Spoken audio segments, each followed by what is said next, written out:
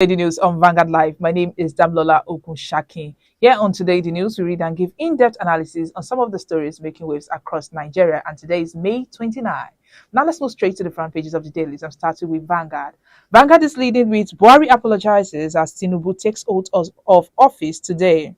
I'm sorry for my difficult choices that caused pains and suffering, says he's leaving Nigeria better than he met it in 2015. Terrorists, bandits terrorize Nigerians under Buhari. That's coming from Catholic bishops. Comments him on infrastructure, approval of Luxmundi Varsity, second Niger Bridge. Tinubu's administration, we have lots of labor challenges. That's coming from Ajaero. Don't be in a hurry to remove fuel subsidy. The Pen counsels Tinubu. Buhari is Nigeria's worst leader. That's coming from Clark. Why Tinubu must restructure Nigeria now? That's coming from YCE. You can see that story on page 5. Nigeria Hair Group drags Sirica to EFCC. You can see that on page 11. And we have two photo stories here. The first one is showing Mrs. Victoria Gowon, former head of state, General Yakubu Gowon, the wife of the president-elect, Senator Oluremi Tinubu, Vice President Professor Yemi Oshibajo, his wife, Dolakwa, during the Inter-Domination Presidential Service Church service held in Abuja yesterday. And the second is showing President-elect Bola Ahmed Tinubu and President Muhammadu Buhari's Central Bank of Nigeria CBN Governor, Mr. Godwin Emefiele, and Chairman of Bua Group, Alhaji Amadu Rabiu, during the 2023 presidential inauguration gala night at the Presidential Villa Abuja yesterday. On page 10, Yoruba Nation, agitators invade radio station in Ibadan, storm Lagos Police Division. Lastly, on the front page of the Vanguard newspaper on sports, here Nacho Indidi relegated, Iwobi survives. You can see that story on page 62 of Vanguard newspaper. Now let's move to the Nation newspaper.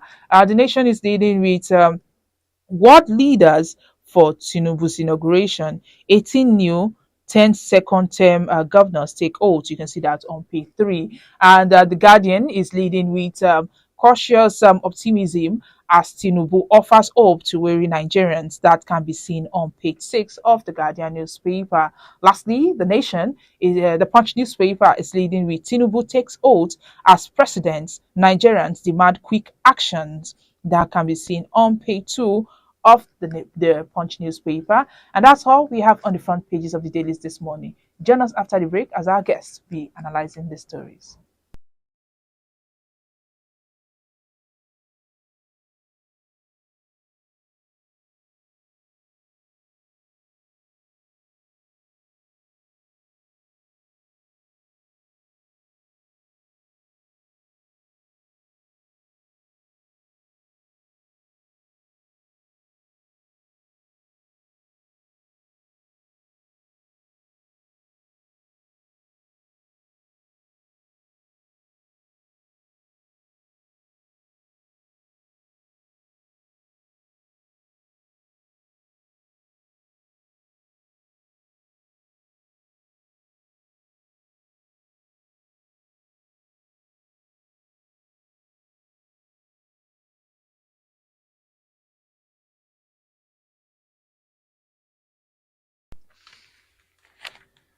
Welcome back. If you're just joining me, this is Today in the News on Vanguard Live. I'm Damlola Okunshakin.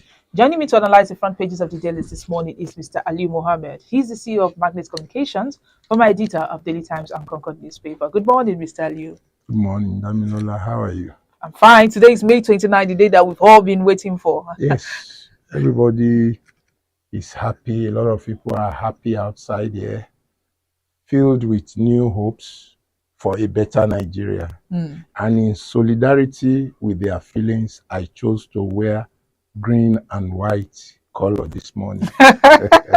It's a great one. I think I should have worn the same thing. But let's move on. President Muhammadu Buhari, as he leaves office today, he has apologized to Nigerians over some decisions he took that brought pains and suffering to the citizen. What do you have to say about his apology? I'm surprised that he knows that some of his decisions brought pains, punishment, severe suffering to the people of Nigeria. So many decisions were not people-oriented. So many decisions were taken without considerations for how it will affect the people.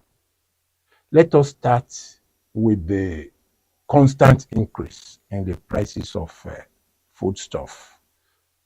This is usually a follow-up to the increase in the pump prices of petroleum products.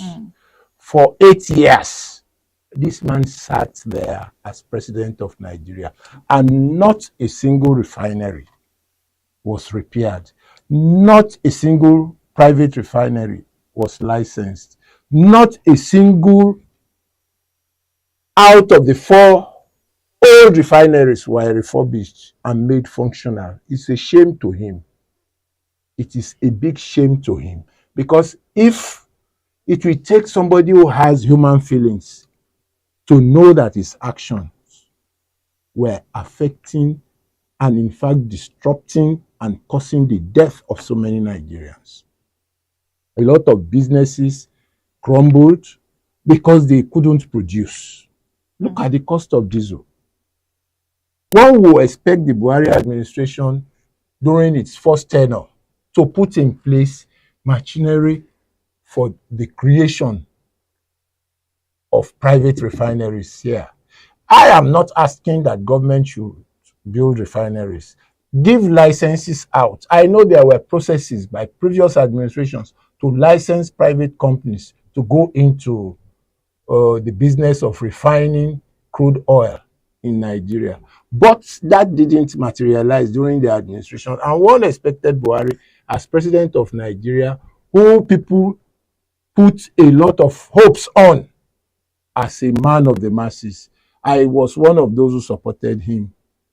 I was in the Situation Room during the first and second elections. But I got disappointed that nothing changed, contrary to what we were expecting. Instead, a lot of people suffered. We had the problem of insecurity. We couldn't travel the way we used to travel by the roads. We couldn't even fly. At a point, we couldn't even move around in trains, because these sons of the dogs started attacking all means of transportation in Nigeria. You want to go from Ibadan to Lagos, or go from Lagos to Ibadan, you have to first of all pray not to be attacked by bandits. You have to pray for safety. You have to pray against armed robbery. That was an aberration. It was a situation that pained a lot of people. People came from abroad to establish industries in Nigeria. They got killed by bandits. All right, Mr. Liu, let's talk about the incoming administration. What does this mean to Nigerians? A lot of people have high hopes. I am also hopeful that Tinubu don't forget that Buhari was a soldier. He was not even a politician. He just felt that he could be the president of Nigeria, and people assisted him to become the president of Nigeria. But the new president is a politician, a tested one. And I'm happy about the speech made by his wife yesterday at the church service, that God has blessed their family. They don't need Nigerian money for anything to survive. So the first focus of this incoming government is to ensure that ordinary Nigerians do not continue to suffer the way they are suffering now. That you wake up in the morning, you see requests, and you know yourself that if I have to meet this request, I will have to liquidate my bank accounts.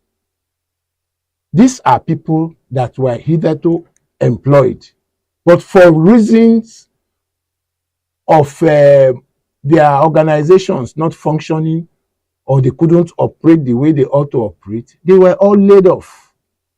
So we have to focus on enhancing the status of the poor. Get jobs provided. I'm happy that Dangote Refinery, because I was going to go to refinery. Dangote Refinery has been commissioned, but I'm surprised that they couldn't start production immediately. People are looking forward to Dangote Refinery But I have a feeling that you will still have to, the ordinary Nigerian will still have to face the issue of a rise in the price of locally produced petroleum Petroleum products. products. All right. Let me take you back to Buhari's statement and apology to Nigerians. Well, the dinner held on Sunday in Abuja, President Muhammad Buhari was quoted as saying, "I am looking forward to tomorrow to fly to my base and go back to my cows and sheep, which are much easier to control than fellow Nigerians." What do you have to say That's about an that? insult to Nigerians. I see that as an insult. If you have good policies, you see, Nigerians are not too difficult to please. If you are doing well, they will clap for you. If you are not doing well, they will abuse you. That's the situation with Buhari. Nigerians are not that difficult to please. Let me take you back to the days of MKO when it appeared that he was leading. The cost of food and other essential commodities started dropping. And we are feeling this same situation now. People are filled with hopes that with a tested politician in the saddle as the president of Nigeria, Nigeria will be better. The antecedents of Buhari, don't forget that Buhari was a military head of state. He came up with harsh policies, very difficult policies. He executed people that were arrested for drugs. He jailed people that were set up on frivolous charges. Buhari is always, people have known him as a very high-handed leader. So it is an insult to Nigerians for him to say that Nigerians are difficult to please and that he would rather go and meet his cows. That's an insult. If you give Nigerians what they want, they will praise you. But he has suffered a lot of Nigerians. A lot of people have died. Look at the recent Naira, whatever, the printing of new Naira notes. People died. A lot of people didn't have access to cash. For the first time in my life, I had to stay in my house and go to work without a dime in my pocket. I felt bad, but there was nothing I could do. It was a general problem. I wouldn't kill myself because of a general problem. But so many people didn't see it that way. People couldn't even move from one place to another. They don't have money to even go to those who will give them money. Those who don't have jobs, who rely on people to get money, they don't have bank accounts. All right, Mr. Ali, let's round up. Our time is fast spent. I just want to, you complained about money and many things that, the outgoing administration have done. So what makes you think that it's going to be different now that it is a new incoming government? I have just said it. You see, you are talking of a man that he himself, through his political sagacity, has made so many great Nigerians. He discovered them. He became their godfather. And look at where they are all operating from today in Nigeria. The outgoing vice president was a creation of the present president. And so many other people. If you have to mention names, we won't live here today. He is a tested politician. He knows the people. He's a grassroots man. In every local government in Lagos State where he started from, there is somebody there that is directly close to Asiwaju Tinubu. I'm sure that has been replicated all over the country now as the president of Nigeria, looking at the results that he got during the election from the north. He has built bridges across the country, except those who don't want to accept him, who are agitating for their own country. You understand? So, looking at his background and experience, we are all optimistic that he should be able to perform better than the previous administration. All right, thank you, Mr. Aliu. Let's end this on a lighter note with Mr. and Mrs. And the first person speaking today is Mr. And you can see them well dressed going out. Mr. says, women love money a lot. A while ago, you were frowning. Now you are all smiles because I gave you money. And Mrs. replied, "That's not true. I'm smiling because of today's inauguration." Mr. then says, "Okay, spell inauguration." She couldn't. Thank you very much, Mr. Liu, for joining us today. And this is where we have to draw the curtain. My name is Damlola Ogunshakin. Do well to like and follow us on all our social media platforms showing on your screen on Facebook, Instagram, Twitter,